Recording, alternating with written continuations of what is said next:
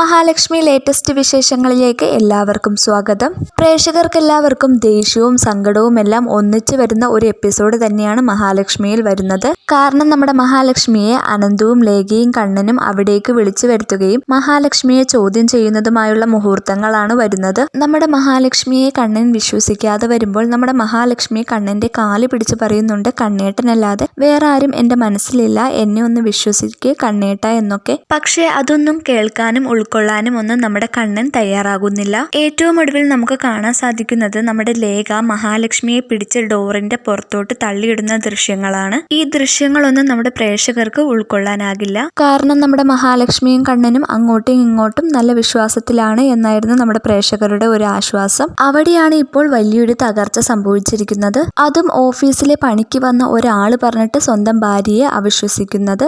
അതുകൊണ്ട് തന്നെ ഇനി നമ്മുടെ കണ്ണനോട് വെറുപ്പ് വരുന്ന നിമിഷങ്ങൾ തന്നെയാണ് ഇനി മഹാലക്ഷ്മി സീരിയലിൽ വരാൻ പോകുന്നത്. എന്തായാലും നമുക്ക് കാത്തിരുന്ന് തന്നെ കാണാം.